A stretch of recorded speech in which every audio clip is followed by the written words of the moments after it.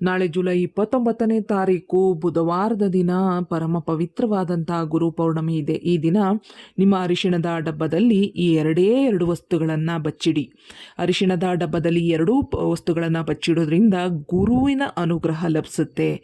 ನಿಮಗಿರುವಂಥ ಗುರು ದೋಷಗಳು ನಿವಾರಣೆ ಆಗುತ್ತೆ, ಗುರುಬಲ ಹೆಚ್ಚಾಗುತ್ತೆ, ಅಖಂಡ ರಾಜಯೋಗವನ್ನು ಅನುಭವಿಸ್ತೀರಾ. ಮನೆಯಲ್ಲಿ ಸುಖ, ಶಾಂತಿ, ಸಮೃದ್ಧಿ ಸದಾಕಾಲ ನೆಲೆಯೂರುತ್ತೆ. ಅದೃಷ್ಟ ನಿಮ್ಮ ಬೆನ್ನಟ್ಟಿ ಬರುತ್ತೆ. ಈ ಒಂದು ಗುರು ಪೌರ್ಣಮಿ ವಿಶೇಷವಾಗಿ ಶಕ್ತಿಯುತವಾದಂತಹ ಪೌರ್ಣಮಿ ಅಂತಲೇ ನಮಗೆ ಪರಿಹಾರ ಶಾಸ್ತ್ರದಲ್ಲಿ ತಿಳಿಸ್ಕೊಟ್ಟಿದ್ದಾರೆ ಸ್ನೇಹಿತರೆ. ಗುರು ಪೌರ್ಣಮಿಯ ದಿನ ಯಾರೆಲ್ಲ ಅರಿಶಿಣದ ಡಬ್ಬದಲ್ಲಿ ಎರಡೂ ವಸ್ತುಗಳನ್ನು ಬಚ್ಚಿಡ್ತಾರೋ ಅಂತಹ ಮನೆಯಲ್ಲಿ ಸದಾಕಾಲ ಸ್ಥಿರಾಕಾಲ ಹಣದ ಕೊರತೆ ಇರೋದಿಲ್ಲ, ಅಖಂಡ ರಾಜಯೋಗವಿರುತ್ತೆ, ಹಣಕಾಸು ವೃದ್ಧಿಯಾಗುತ್ತೆ, ಯಾವಾಗಲೂ ಸುಖ, ಶಾಂತಿ, ಸಮೃದ್ಧಿ ನೆಲೆಯೂರುತ್ತೆ. ಲಕ್ಷ್ಮೀ ದೇವಿ, ಮುಖ್ಯವಾಗಿ ಧನಲಕ್ಷ್ಮಿ ಸದಾಕಾಲ ನಿಮ್ಮ ಮನೆಯಲ್ಲಿ ನೆಲೆಯೂರ್ತಾಳೆ ಅಂತಲೇ ಹೇಳಲಾಗುತ್ತೆ. ಅರಿಶಿಣ ಅನ್ನೋದು ಮಂಗಳಕರವಾದಂತಹ ಒಂದು ಪದಾರ್ಥ. ಅರಿಶಿಣ ದೈವಕ್ಕೆ ಅತ್ಯಂತ ಪ್ರೀತಿಕರವಾದಂಥದ್ದು. ಅರಿಶಿಣದಿಂದ ಮಾಡಿಕೊಳ್ಳುವಂತಹ ಒಂದು ಪರಿಹಾರಗಳು ನಮಗೆ 100% ನಮಗೆ ಫಲವನ್ನು ತಂದು ಕೊಡ್ತವೆ. ಅದರಲ್ಲೂ ಈ ಪೌರ್ಣಮಿ ಅಮಾವಾಸ್ಯೆ ದಿನಗಳ ಮಾಡುವಂಥ ಒಂದು ವಿಶೇಷ ಪರಿಹಾರಗಳು ನಮಗೆ ವಿಶೇಷವಾದಂಥ ರೀತಿಯಲ್ಲಿ ಫಲವನ್ನು ಕೊಡ್ತವೆ, ಆದಷ್ಟು ಬೇಗ ಒಂದು ಫಲವನ್ನು ಕೊಡ್ತವೆ ಅಂತಲೇ ನಮಗೆ ಪರಿಹಾರ ಶಾಸ್ತ್ರದಲ್ಲಿ ತಿಳಿಸ್ಕೊಟ್ಟಿದ್ದಾರೆ ಸ್ನೇಹಿತರೆ. ಅರಿಶಿಣ ಅನ್ನೋದು ಆರೋಗ್ಯವರ್ಧಕ. ಅದೇ ರೀತಿಯಲ್ಲಿ ತಂತ್ರಗಾರಿಕೆಯಲ್ಲಿ, ಪೂಜೆ ಪುನಸ್ಕಾರಗಳಲ್ಲಿ ಅತ್ಯಂತ ಪ್ರಧಾನವಾಗಿ ಪಾತ್ರ ವಹಿಸುತ್ತೆ ಸ್ನೇಹಿತರೆ. ಈ ಅರಿಶಿಣವನ್ನು ಈ ದಿನ ಕೊಂಡುಕೊಂಡು ಬಂದ್ರಿ ಅಂದ್ರೂ ಕೂಡ ಈ ಅರಿಶಿಣ ಕೊಂಡುಕೊಳ್ಳೋದ್ರಿಂದ ಲಕ್ಷ್ಮಿ ಅನುಗ್ರಹ ಆಗುತ್ತೆ. ಮನೆಯಲ್ಲಿ ಯಾವಾಗಲೂ ಕೂಡ ಸುಖ ಸಮೃದ್ಧಿ ತುಂಬಿರುತ್ತೆ, ಮುತ್ತೈದೆತನ ಸದಾಕಾಲವಿರುತ್ತೆ, ಸಂತಾನ ಭಾಗ್ಯ ಪ್ರಾಪ್ತಿಯಾಗುತ್ತೆ, ಗುರುಬಲ ಹೆಚ್ಚಾಗುತ್ತೆ. ಗುರುಬಲ ಹೆಚ್ಚಾಗೋದ್ರಿಂದ ಮನೆಯಲ್ಲಿ ಶುಭ ಕಾರ್ಯಗಳು ನಡೀತವೆ. ಮದುವೆ ಮುಂಜಿಗಳಲ್ಲಿ ವಿಳಂಬವಾಗ್ತಾ ಇದ್ರೆ, ಸಂತಾನ ಭಾಗ್ಯದಲ್ಲಿ ವಿಳಂಬವಾಗ್ತಾ ಇದ್ರೆ, ಯಾವುದಾದ್ರೂ ಬಿಸ್ನೆಸ್ ಸ್ಟಾರ್ಟ್ ಮಾಡಬೇಕು, ಬಿಸ್ನೆಸ್ ಮಾಡೋಕ್ಕಾಗ್ತಾ ಇಲ್ಲ, ವಿಳಂಬ ಆಗ್ತಾ ಇದೆ ಅಂದರೆ ಆ ವಿಳಂಬಗಳೆಲ್ಲ ನಿರ್ಮೂಲವಾಗಿ ಆದಷ್ಟು ಬೇಗ ನಿಮ್ಮ ಇಷ್ಟಾರ್ಥಗಳು ಫಲವನ್ನು ಕೊಡ್ತವೆ. ಇನ್ನು ಗುರುಬಲ ಹೆಚ್ಚಾಗೋದ್ರ ಜೊತೆಗೆ ಭೂಮಿ ಖರೀದಿ, ವಾಹನ ಖರೀದಿ, ಹಾಗೆ ಮನೆಯನ್ನು ನಿರ್ಮಾಣ ಮಾಡುವಂಥದ್ದು, ಆಸ್ತಿಯನ್ನು ಕೊಳ್ಳುವಂಥದ್ದು, ಹಾಗೆ ವ್ಯವಸಾಯದಲ್ಲಿ ಒಳ್ಳೆ ಲಾಭವನ್ನು ಪಡೆದುಕೊಳ್ಳುವಂಥದ್ದು, ಹೀಗೆ ಅನೇಕ ರೀತಿಯಲ್ಲಿ ನಿಮಗೆ ಲಾಭಾಂಶಗಳು ಹೆಚ್ಚಾಗುತ್ತೆ. ವೃತ್ತಿ ಜೀವನದಲ್ಲಿ ವಿಶೇಷವಾಗಿ ಫಲಗಳನ್ನು ಅನುಭವಿಸ್ತೀರಾ. ಅತ್ಯಂತ ಒಂದು ನಿಮಗೆ ಅದರಲ್ಲಿ ಇನ್ನೊಂದು ಏನಪ್ಪ ಅಂತಂದರೆ ಈ ಲೀಡರ್ಶಿಪ್ ಅಂತ ಏನು ಬರುತ್ತೆ, ರಾಜಕೀಯದಲ್ಲಿ ಮುಂದುವರಿಯುವಂಥದ್ದಾಗಿರ್ಬೋದು, ಅಥವಾ ನಿಮ್ಮ ಒಂದು ಪ್ರತಿಭೆ ಮುಖಾಂತರವಾಗಿ ನೀವು ಮುಂದುವರಿಯೋದಾಗಿರ್ಬೋದು, ಯಾವುದಾದ್ರೂ ಒಂದು ಕ್ಷೇತ್ರದಲ್ಲಿ ನಿಮ್ಮೊಂದು ಲೀಡರ್ಶಿಪ್ ಅನ್ನೋದು ನಿಮ್ಮದು ಹೆಚ್ಚಾಗುತ್ತೆ, ನೀವು ಹೆಚ್ಚು ಗುರುತಿಸ್ಕೊಳ್ತೀರಾ ಅಂತಲೂ ಕೂಡ ಹೇಳಲಾಗುತ್ತೆ ಸ್ನೇಹಿತರೆ. ಹಾಗಾಗಿ ಈ ಒಂದು ಬುಧವಾರ ಶಕ್ತಿಯುತವಾದಂಥ ದಿನ, ಗುರು ಪೌರ್ಣಮಿ ಬಂದಿದೆ. ಅರಿಶಿಣದ ಡಬ್ಬದಲ್ಲಿ ಎರಡು ವಸ್ತುಗಳನ್ನು ಬಚ್ಚಿಡಿ ಸ್ನೇಹಿತರೆ. ಒಂದು ಸಣ್ಣ ಪುಟ್ಟ ನಿಯಮಾವಳಿಗಳನ್ನು ನೀವು ಅನುಸರಿಸಲೇಬೇಕು. ಈ ದಿನ ಗುರು ಪೌರ್ಣಮಿ ಆಗಿರೋದ್ರಿಂದ ಈ ದಿನ ಮಾಂಸಾಹಾರ ನಿಷಿದ್ಧ.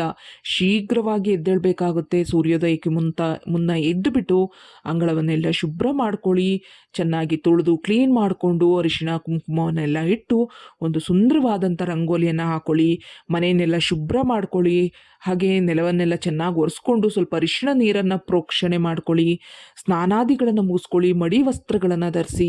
ಈ ದಿನ ದೂರಭಾರ ಪ್ರಯಾಣಗಳನ್ನು ಮಾಡಲಿಕ್ಕೆ ಹೋಗಬೇಡಿ, ಮಾಂಸಾಹಾರವನ್ನು ಸೇವಿಸ್ಲಿಕ್ಕೆ ಹೋಗಬೇಡಿ, ಕಟ್ಟಿಂಗ್ ಮಾಡಿಸ್ಕೊಳ್ಳುವಂಥದ್ದು ಅಥವಾ ಉಗುರನ್ನು ಕಟ್ ಮಾಡುವಂಥದ್ದು, ಈ ಥರದನ್ನೆಲ್ಲ ಶೇವಿಂಗ್ ಮಾಡಿಸ್ಕೊಳ್ಳೋದು, ಇದನ್ನೆಲ್ಲ ಮಾಡೋದಕ್ಕೆ ಹೋಗಬೇಡಿ.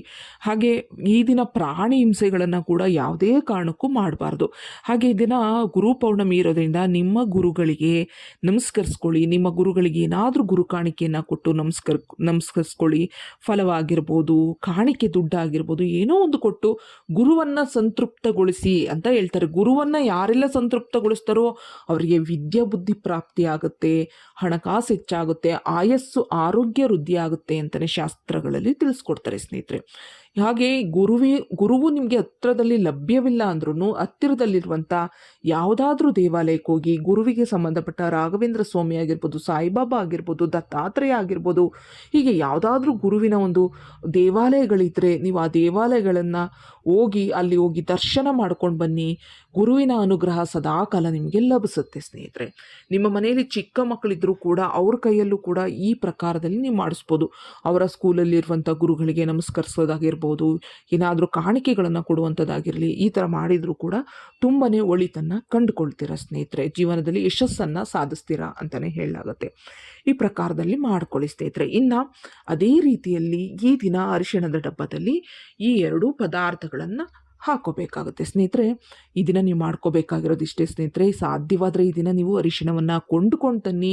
ಅಡುಗೆ ಅರಿಶಿಣ ಆಗಿರ್ಬೋದು ಅಥವಾ ದೇವರಿಗೆ ಪೂಜಿಸೋದಕ್ಕೆ ತರುವಂಥ ಅರಿಶಿಣ ಆಗಿರ್ಬೋದು, ಯಾವುದಾದ್ರೂ ಅರಿಶಿಣ ಆಗಿರ್ಬೋದು ಸ್ನೇಹಿತರೆ. ಅರಿಶಿಣವನ್ನು ತನ್ನಿ. ಅನಂತರವಾಗಿ ಸ್ನೇಹಿತರೆ ಅರಿಶಿಣದ ಡಬ್ಬದಲ್ಲಿ ಸ್ನೇಹಿತರೆ ಈ ದಿನ 2 ಏಲಕ್ಕಿ, ಅದ್ರ ಹಸಿರು ಬಣ್ಣದಲ್ಲೇ ಇರಬೇಕು ಸ್ನೇಹಿತರೆ. ಏಲಕ್ಕಿ, ಹಸಿರು ಬಣ್ಣದ ಏಲಕ್ಕಿ ಎಲ್ಲೂ ಕೂಡ ಒಡೆದಿರಬಾರ್ದು, ಚೆನ್ನಾಗಿರಬೇಕು. ಆ ಥರದನ್ನ ನೋಡಿಕೊಂಡು ಒಂದು 2 ಏಲಕ್ಕಿಯನ್ನು ಅದರಲ್ಲಿ ಹಾಕೋಬೇಕು. ಈ ದಿನ ಏಲಕ್ಕಿಯನ್ನು ಮನೆಗೆ ಕೊಂಡು ತಂದರೂ ಕೂಡ ಸ್ನೇಹಿತರೆ ಅತ್ಯಂತ ಶುಭವಾಗುತ್ತೆ. ಜೀವನದಲ್ಲಿ ಯಶಸ್ವಿಯನ್ನು ಸಾಧಿಸ್ತೀರಾ. ಹಣಕಾಸು ವಿಪರೀತವಾಗಿ ಲಾಭಾಂಶವನ್ನು ತಂದುಕೊಡುತ್ತೆ. ಏಲಕ್ಕಿ ಲಕ್ಷ್ಮೀ ಸ್ವರೂಪವಾದಂಥದ್ದು, ಸುಗಂಧ ದ್ರವ್ಯ. ಹಾಗಾಗಿ ಲಕ್ಷ್ಮಿಯ ಅನುಗ್ರಹ ಸದಾಕಾಲ ಇರಬೇಕು ಅಂದರೆ ಈ ಪ್ರಕಾರದಲ್ಲಿ ಏಲಕ್ಕಿಯನ್ನು ತಂದು ನಿಮ್ಮ ಅರಿಶಿಣದ ಡಬ್ಬದಲ್ಲಿ ಹಾಕೋಬೇಕಾಗುತ್ತೆ ಸ್ನೇಹಿತರೆ. ಅದರ ಜೊತೆಗೆ ನಿಮ್ಮ ಅರಿಶಿಣದ ಡಬ್ಬದಲ್ಲಿ ಈ ದಿನ ಪ್ರತ್ಯೇಕವಾಗಿ 1 ರೂ ನಾಣ್ಯವನ್ನಾಗಲಿ, 5 ರೂ ನಾಣ್ಯವಾಗಲಿ, ಅಥವಾ ಬೆಳ್ಳಿ ನಾಣ್ಯವಿರಲಿ, ಅಥವಾ ಚಿನ್ನದ ಆಭರಣವಿರಲಿ, ಬೆಳ್ಳಿ ಕಾಯಿನ್ ಏನೇ ಇರಲಿ ಸ್ನೇಹಿತರೆ, ಈ ದಿನ ಅದ್ರ ಜೊತೆಗೆ ಹಾಕ್ಕೊಳ್ಳಿ. ಬೆಳ್ಳಿ ನಾಣ್ಯ ಆಗಲಿ, ಚಿನ್ನದ ಆಭರಣ ಇಲ್ಲ ಅಂದರೆ 1 ರೂ ಆಗಲಿ ಅಥವಾ 5 ರೂ ಆಗಲಿ ಹಾಕ್ಕೊಳ್ಳಿ ಸ್ನೇಹಿತರೆ. ಇದನ್ನು ನೀವು ಸಂಕಲ್ಪಪೂರ್ವಕವಾಗಿ ಹಾಕ್ಕೊಳ್ಬೇಕಾಗುತ್ತೆ. ನನ್ನ ಒಂದು ಕಷ್ಟಗಳು ದೂರವಾಗಲಿ, ಇಷ್ಟಾರ್ಥಗಳು ವೃದ್ಧಿಯಾಗಲಿ, ಹಣಕಾಸು ಲಭ್ಯವಾಗಲಿ, ಭೂಮಿ ಯೋಗ ಬರಲಿ, ಆಭರಣದ ಯೋಗ ಬರಲಿ, ಹಾಗೆ ಮಕ್ಕಳ ವಿದ್ಯಾಭ್ಯಾಸದಲ್ಲಿ ಪ್ರಗತಿ ಆಗಲಿ, ನಿಮ್ಮ ಇಷ್ಟಾರ್ಥಗಳು ಒಟ್ಟಾರೆಯಾಗಿ ನಿಮ್ಮ ಜೀವನದಲ್ಲಿ ಏನೆಲ್ಲ ಸಾಧನೆ ಆಗಬೇಕು, ಏನೆಲ್ಲ ಇಷ್ಟಾರ್ಥಗಳು ಫಲವನ್ನು ಕೊಡಬೇಕು, ಆ ಫಲಗಳು ಬೇಗ ನಿಮಗೆ ಲಭಿಸ್ಲಿ ಅಂತ ಕೇಳಿಕೊಂಡು ಸಂಕಲ್ಪ ಮಾಡಿಕೊಂಡು ಅರಿಶಿಣದ ಡಬ್ಬದಲ್ಲಿ ಹಾಕೋಬೇಕಾಗುತ್ತೆ. ಈ ಆಭರಣವಾಗಿರಲಿ ಅಥವಾ ಕಾಯಿನ್ ಆಗಿರಲಿ ಇದನ್ನು ಎಷ್ಟು ದಿನ ಬಿಡಬೇಕಾಗುತ್ತೆ ಅಂತಂದರೆ ಸ್ನೇಹಿತರೆ, ಇದನ್ನು ನೀವು ಒಂದು 3 ದಿನ ಅಥವಾ 5 ದಿನ ಅಥವಾ 7 ದಿನ ಅಥವಾ 9 ದಿನ ಅಥವಾ 21 ದಿನ ಈ ರೀತಿ ಸಂಕಲ್ಪ ಮಾಡ್ಕೊಳ್ಳಿ. 3 ದಿನದಲ್ಲಿ ತೆಗಿತೀನಿ, 5 ದಿನದಲ್ಲಿ ತೆಗಿತೀನಿ, 9 ದಿನದಲ್ಲಿ ತೆಗಿತೀನಿ. ನೀವು ಇಷ್ಟು ದಿನ ನಮ್ಮ ಮನೆಯಲ್ಲಿ ಈ ಒಂದು ಅರಿಶಿಣದೊಳಗಡೆ ನೀನು ನಿದ್ರಿಸು ಅಥವಾ ಅರಿಶಿಣದಲ್ಲಿ ನೀನು ವಾಸಿಸು ಅಂತ ಹೇಳ್ಕೊಂಡು ನೀವು ಲಕ್ಷ್ಮೀದೇವಿ ಸ್ವರೂಪವಾಗಿ ನಮ್ಮ ಮನೆಯಲ್ಲಿ ನೆಲೆಯೂರು ಅಂತೇಳಿ ಈ ಆಭರಣವಾಗಿರಲಿ ಇದನ್ನ ಹಾಕಿ ಏಲಕ್ಕಿಯನ್ನು ಹಾಕೊಳ್ಳಿ. ಈ ಏಲಕ್ಕಿ ಕೂಡ ಲಕ್ಷ್ಮಿಯನ್ನು ಅಲ್ಲಿ ಹಿಡಿದಿಟ್ಕೊಳ್ಳುತ್ತೆ. ಆ ಸುಗಂಧ, ಏಲಕ್ಕಿಯ ಸುಗಂಧ ಲಕ್ಷ್ಮಿಯನ್ನು ಆಕರ್ಷಿಸುತ್ತೆ ಅಂತಲೇ ಹೇಳಲಾಗುತ್ತೆ ಸ್ನೇಹಿತರೆ. ಈ ಪ್ರಕಾರದಲ್ಲಿ ಮಾಡಿಕೊಂಡು 3 ದಿನ 4 ದಿನ ಎಲ್ಲ ಆದಮೇಲೆ, 5 ದಿನ ಅಥವಾ 3 ದಿನ ಅಥವಾ 9 ದಿನ ಎಲ್ಲ ಆದಮೇಲೆ ಅನಂತರ ಸ್ನಾನವನ್ನು ಮುಗಿಸ್ಕೊಂಡು ಅದರಲ್ಲಿರುವಂಥ ಪದಾರ್ಥಗಳೇನಿರುತ್ತೆ ಆಭರಣವನ್ನು ತೆಗೆದುಕೊಂಡು ಅರಿಶಿಣ ಸಮೇತವಾಗಿ ನಿಮ್ಮ ಒಂದು ಆಭರಣ ಇಡುವಂಥ ಜಾಗದಲ್ಲಿ ಇಡಿ. ಹಣವನ್ನು ಅರಿಶಿಣ ಸಮೇತವಾಗಿ ನೀವು ಹಣ ಇಡುವಂಥ ಜಾಗದಲ್ಲಿ ಇಡಿ. ಅದರಲ್ಲಿರುವಂಥ ಏಲಕ್ಕಿಯನ್ನು ಕೂಡ ಅರಿಶಿಣದ ಸಮೇತವಾಗಿ ನೀವು ಹಣ ಇಡುವಂಥ ಜಾಗದಲ್ಲಿ ಇಡಿ. ಅರಿಶಿಣವನ್ನು ಯಥಾ ಪ್ರಕಾರ ಪೂಜೆಗೆ ಉಪಯೋಗಿಸ್ಕೊಳ್ತಿರೋ, ಅಡುಗೆಗೆ ಉಪಯೋಗಿಸ್ಕೊಳ್ಳಿ ಸ್ನೇಹಿತರೆ. ಈ ಪ್ರಕಾರದಲ್ಲಿ ನೀವು ಮಾಡಿದ್ದೇ ಆಯಿತು ಅಂದರೆ ಸ್ನೇಹಿತರೆ, ನಿಮ್ಮ ಮನೆಯಲ್ಲಿ ಬರುವಂಥ ಯೋಗವನ್ನು ನೋಡಿ ನೀವು ಆಶ್ಚರ್ಯ ಪಡ್ತೀರಾ. ಧನಪ್ರಾಪ್ತಿ ಯೋಗ ಬರುತ್ತೆ ಸ್ನೇಹಿತರೆ. ಮುಟ್ಟಿದ್ದೆಲ್ಲವೂ ಬಂಗಾರವಾಗುತ್ತೆ. ಅದೃಷ್ಟ ನಿಮ್ಮನ್ನು ಹುಡುಕಿಕೊಂಡು ಬರುತ್ತೆ, ಬೆನ್ನಟ್ಟಿ ಬರುತ್ತೆ. ಹಣ ಯಾವುದಾದ್ರೂ ಮೂಲದಿಂದ ಬರ್ತಾ ಹೋಗುತ್ತೆ. ಒಟ್ಟಾರೆಯಾಗಿ ನೆಮ್ಮದಿ, ಸುಖ, ಶಾಂತಿ, ಸಮೃದ್ಧಿ ನೆಲೆಯಿರುತ್ತೆ. ಸದಾಕಾಲ ಧನಧಾನ್ಯ ಲಕ್ಷ್ಮಿಯವರು ನಿಮ್ಮ ಮನೆಯಲ್ಲಿ ತಾಂಡವವಾಡ್ತಾರೆ. ಅಷ್ಟಲಕ್ಷ್ಮಿಯರ ಯೋಗ ಕೂಡ ನಿಮಗೆ ಲಭಿಸುತ್ತೆ ಸ್ನೇಹಿತರೆ. ಯಾಕಂದರೆ ಅರಿಶಿಣ ಮಂಗಳಕರವಾದಂಥದ್ದು, ಲಕ್ಷ್ಮಿಯ ಒಂದು ಅನುಗ್ರಹಕ್ಕೆ ಪಾತ್ರವಾಗುವಂಥದ್ದು. ಹಾಗಾಗಿ ಈ ಪ್ರಕಾರದಲ್ಲಿ ಮಾಡ್ಕೊಳ್ಳಿ ಸ್ನೇಹಿತರೆ. ಮಾಡ್ಕೊಂಡು ನೋಡಿ, ನಿಮ್ಮ ಅದೃಷ್ಟವೇ ಬದಲಾಗುತ್ತೆ. ಈ ವಿಡಿಯೋ ನಿಮಗೆ ಉಪಯುಕ್ತವಾಗಿದ್ದರೆ ವಿಡಿಯೋಗೊಂದು ಲೈಕ್ ಕೊಟ್ಟು, ಹೊಸಬರಾಗಿದ್ದರೆ ಸಬ್ಸ್ಕ್ರೈಬ್ ಮಾಡ್ಕೊಳ್ಳಿ. ಧನ್ಯವಾದಗಳು.